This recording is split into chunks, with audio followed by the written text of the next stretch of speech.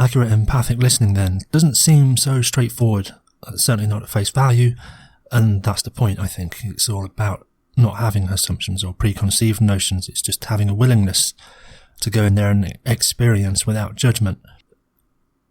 And I suppose in some ways that lets us off the hook, because there's nothing to be evaluated, there's nothing to be judged, it's just an experience. But then some, like myself, just don't like going on roller coasters. And we end up where we started, but just had an emotional roller coaster in between. For those control freaks, this is not acceptable. For those who enjoyed the ride, I'm sure it's perfectly adequate. But for me, there's a fine line as well. It's, what is the meaning of this roller coaster that I am on, experiencing these strange emotional responses? And sometimes when I go first position, I can't help myself. What is the meaning of this madness that I've now entered into? But joking aside, taking on first position, I also, for me, find quite difficult, because it's a presupposition of what must be there for them to experience this. And in that, there has to be some evaluation or judgment. So on the one hand, it's a willingness to go in there without judgment and evaluation. And it's another, then seemingly, that requires some kind of evaluation to understand where they're coming from. But I think this is my own internal processes getting in the way, rather than just saying, just accept it, shut up. And if you don't know, ask a question. So the first step is to walk into their position, stand in their shoes, see the world from their perspective. Keep harping on about this. All we're really doing in life is perceiving and making decisions based on our perceptions. Different perception, different decisions. Different decision strategies, different decisions. So you can change one or the other or both.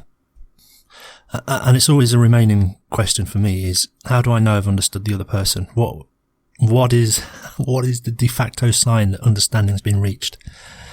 Because I can see that it can go round like this loop, like we said before. Person A says something, so it takes their internal meaning, represents it in linguistic code, outputs that as vibrations of air received by another person's ear, interpreted in some way linguistically, assigned symbols and internal tokens.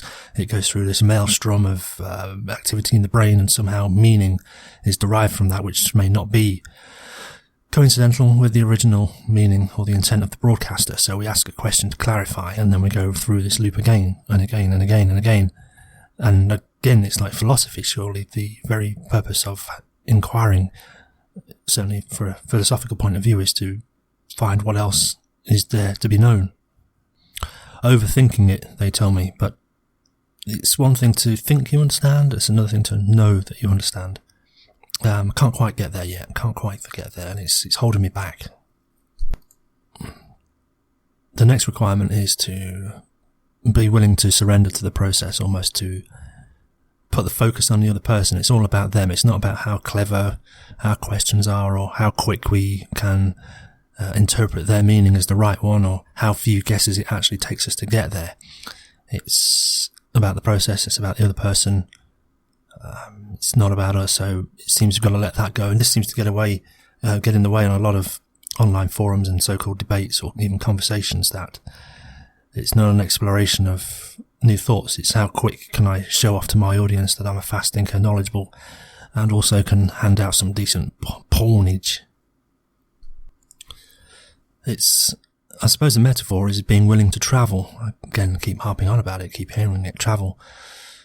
Not just geographically, but culturally, socially, even maybe class, or even read books, not necessarily just of our heroes, but of people critical of our heroes, read different genres, go in different Facebook groups, cyberpunk, LGBTQ, art, dank memes, incels, and a little bit of white supremacy, but don't stay in there too long, fucking hell.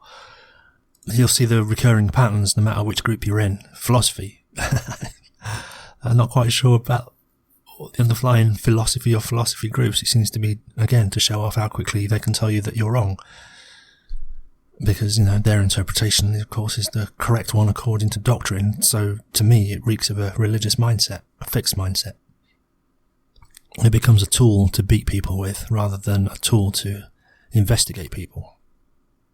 I don't mean investigate in the negative connotation, but an exploration of mind and meaning. So there's an expression for compassion, understanding, acceptance. We talked about this. Yeah, a willingness to suspend self-centeredness. It's not all about me. It's not about my ideas or values or my interpretation or my facts or my beliefs. It's a willingness to travel, to understand someone else, to let them have a say, to be curious about their mind, to travel to their resorts of, if you imagine their mind as a destination, their mind as a roller coaster, their mind as a private island. And if you look at it from the point of view that they've just given you an invitation to a private island, surely you want to go just for the experience of saying, yeah, I've been to a private island. And then imagine being on that private island. No, building's in the wrong place. Oh, I don't like that mansion. The palm trees face the wrong way. The ocean currents around this atoll don't suit my swimming style. It all needs to be changed. And whilst we're at it, the sand is too pink. But that's what we do. And all the while, we don't think we're being rude. We're thinking being helpful. We're making this private island better. Well, for us, certainly, but our host and owner and other visitors might not see it that way. So, what did we do? We started ordering about the place. We started criticising it. We started advising and giving logical reasons for why the island needs to be turned around to go against the ocean currents. And we started labelling things and analysing it all. So these are the common 12 roadblocks to communication. Ordering, warning, moralising, advising, using logic, criticising, praising, labelling, analysing, reassuring, questioning, and avoiding. So briefly then, ordering, directing or commanding is you have to, you must, you will. These are impositions of power because they are reducing the other person's free choice. We are telling them this is the only one way and it's the right way. All other choices are invalid. So it's an attempt to restrict, change or persuade other person's choice. It's an imposition of power. Warning, threatening or admonishing. If you don't, then you better or else stop that or I'll impose sanction. There's no acceptance here. There's no real empathy. It's not quite a command or an order, but it's just short of it. It offers you one more choice insofar as you have to or you must do this. But if you choose to ignore that, then or else. So at least there you get two choices of the or else. Moralising, preaching, shoulds and oughts. You ought to. You should. It's your responsibility. It's your moral obligation. How are we to know what another person's internal moral code is?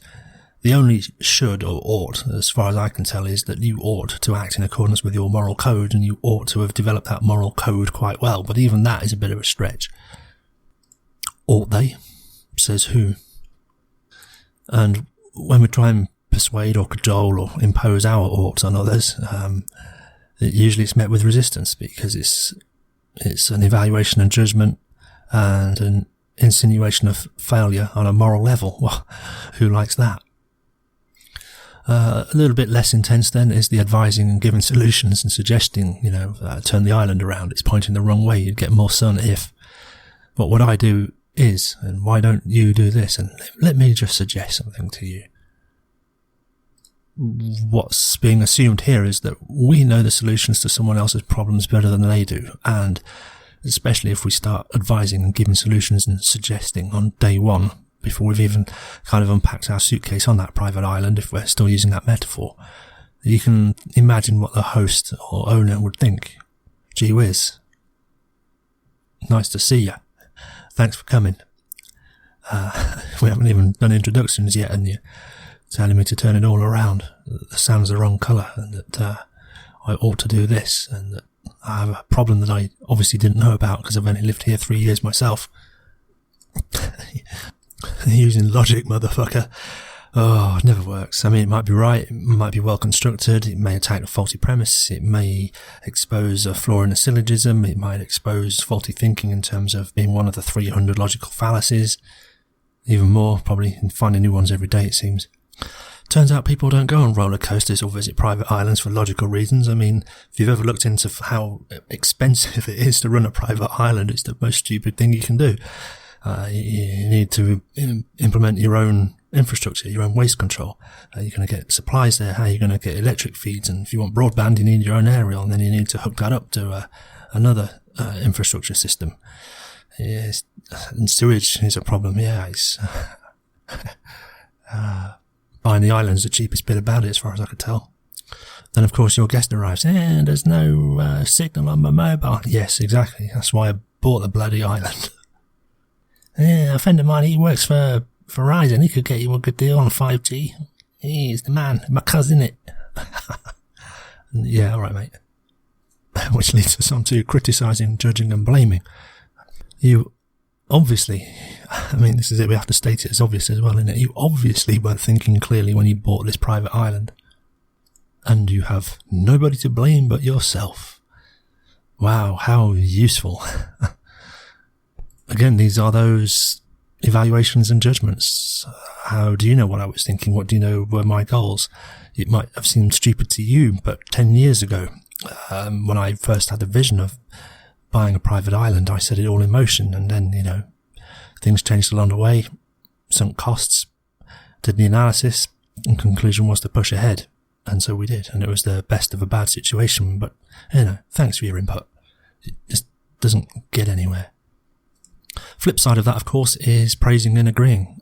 You did exactly the right thing. Yes, I knew that you'd bought the best island. I knew that this purchase was a really good investment. Oh, did you? Well, thanks for your input. It's the same thing. It's just another evaluation and judgment, but just with a positive valence. So what? Is this people trying to ingratiate themselves, or is it some kind of sycophancy? What is it? It's always seemed strange to me.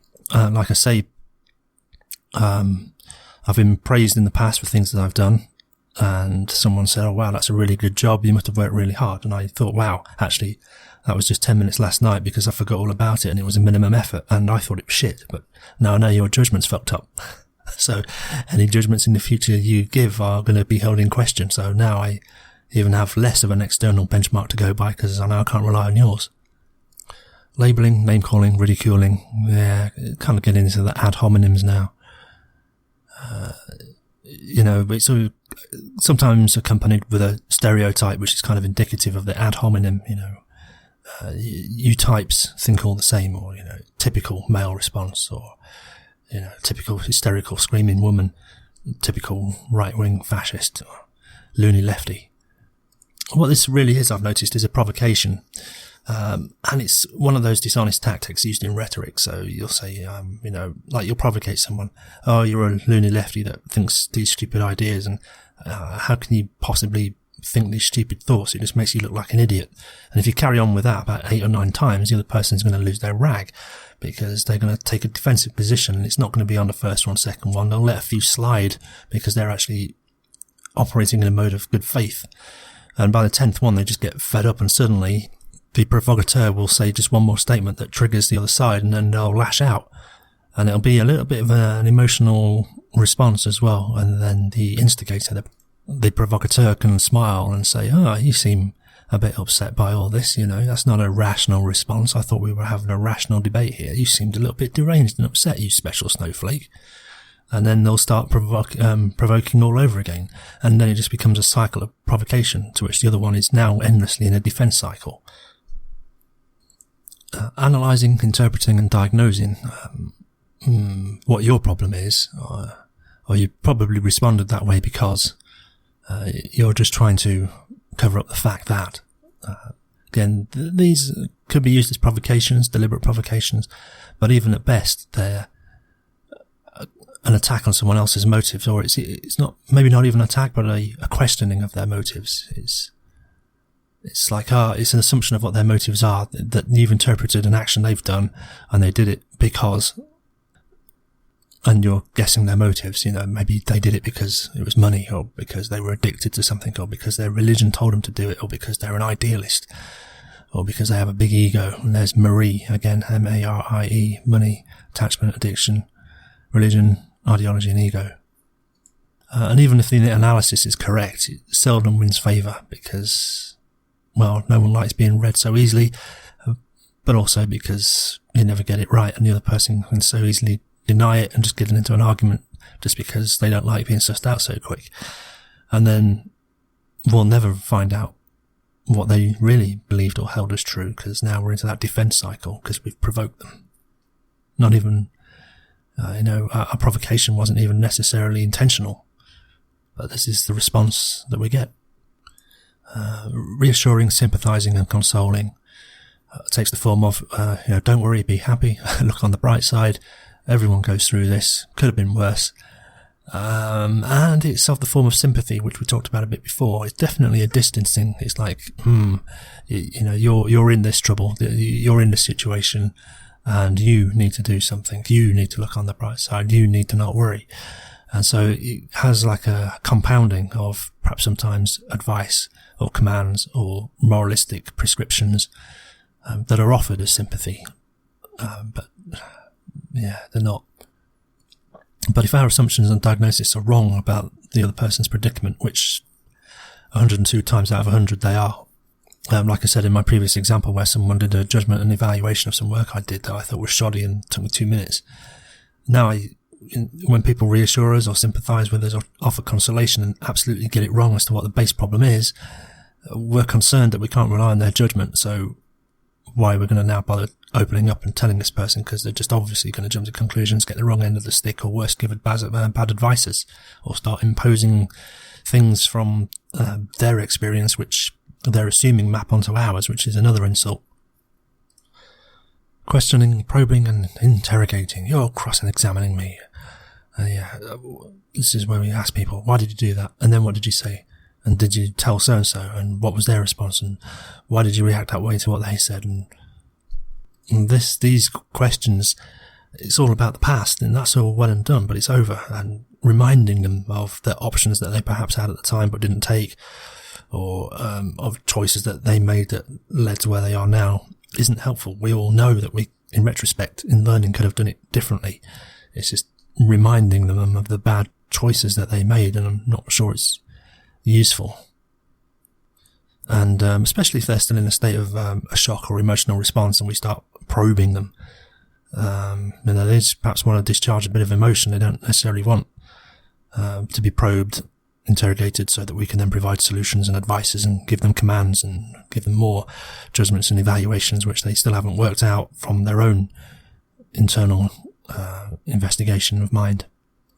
But it also can treat people as though they're an object to be operated on. That is to say, well, this person done fucked up in such a bad way, they're obviously incapable of being aware of gathering information or being aware of their own problem, then making a good perception about what's going on and then making a useful decision. So I better assume that role for them, and then we take away their autonomy. Of course, we can never have their experience no matter how many questions we ask, so we can never get there.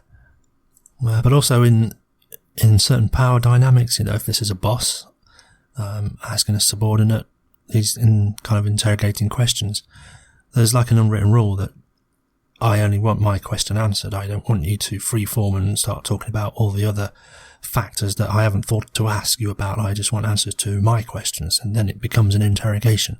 You're not allowed to give information I don't want to hear. You're not allowed to freeform. And if you start answering questions that I don't answer, well, then I'm going to make judgments about those. So also power dynamics need to be, I suppose, considered. Asking open questions, yeah, but you're going to get open answers. Okay, all right, we're talking. All right, that's good. And finally, avoiding, diverting and ignoring. Sometimes from the respondent, I'd rather not talk about it, or from the questioner or the witness, or that's your problem, nothing to do with me, or we belittle other people, we do a bit of victim blaming here, or we belittle another circumstance by elevating our status from their problems, which is a shitty thing to do.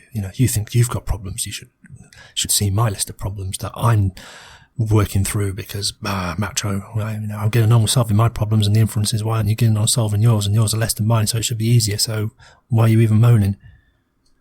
So this is not meeting them where they are. It's not paying them any respect, because how can their problems possibly compare to ours? So it just diminishes them.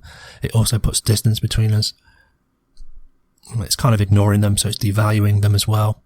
And also, it's an area of caution, because if someone's expressing the need to talk about or mull over or air or vent an emotion, they can't hear us. They won't hear us until they've got over that hump. I mean, we talked about auditory exclusion in other audios where when people are in shock, they need a good 10, 12 seconds to process even 4 or 5 word instruction.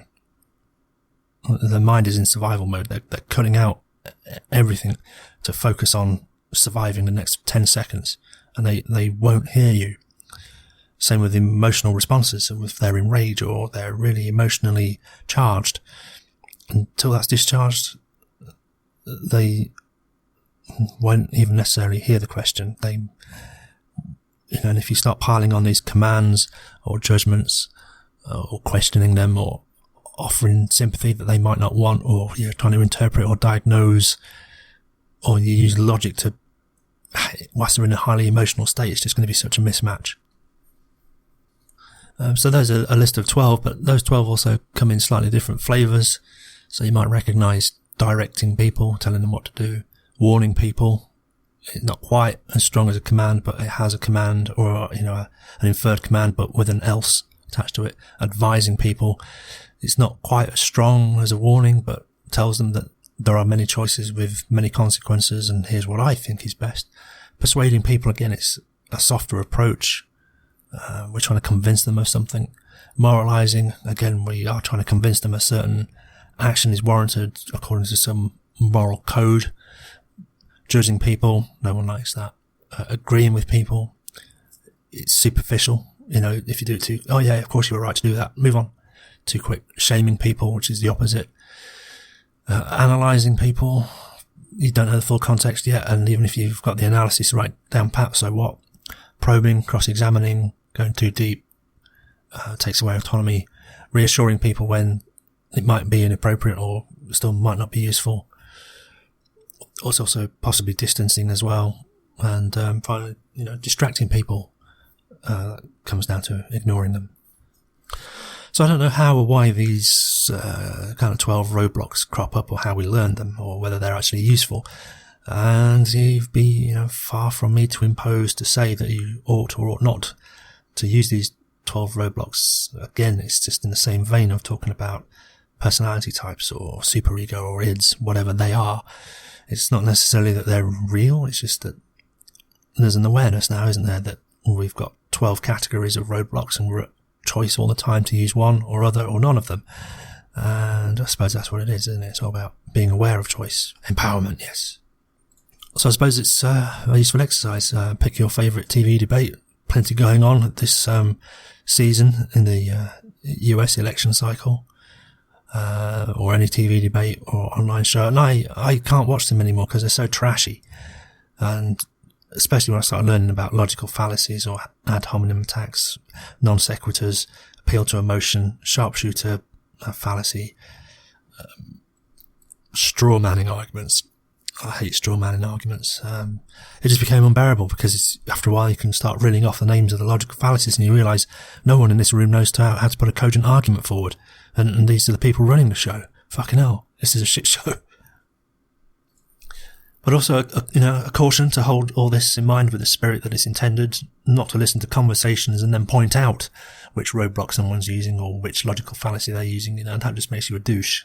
The name of the roadblock or the name of the logical fallacy is irrelevant, because even if you point out to somebody that they're using a non sequitur, they might not even know what that means. They might not even realise that's what they've done, or that the syllogism as expressed isn't a valid one, or it's lacking in form or whatever. Again, who the fuck knows what a syllogism is, so it's not useful. I have to get to the core, and so we need a bit more digging, a bit more patience, a bit more listening, a bit more empathy. If you're really interested, I got in the Facebook group somewhere, 102, 105 videos on logical fallacies, if you really want to know.